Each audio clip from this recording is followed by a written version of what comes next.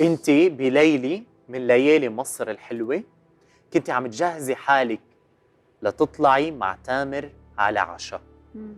وإذ بيجيك اتصال من صديق مقرب. هالاتصال قلب لك حياتك. صحيح. فوتي على السوشيال ميديا، شوفي خبر زواج تامر حسني حبيبك.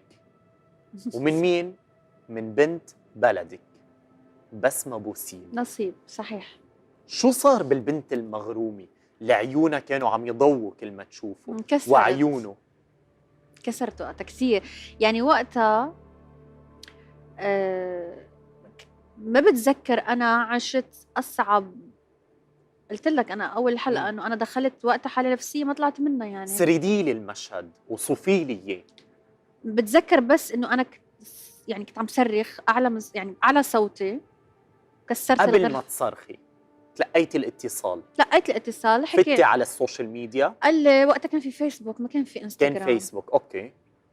قال لي جليلة شفتي شو نزل على الفيسبوك؟ قلت له شو؟ عادي يعني. قال لي شوفي فوتي. فتت لقيت انه اعلان زواج. وقتها فكرتيها شائعة للحظة؟ ليك انا مش فكرتها شائعة لانه هو اللي منزلها. لو أوكي. حدا تاني بقول لك ايه، بس انه لا، هو اللي منزلها. كفيلي.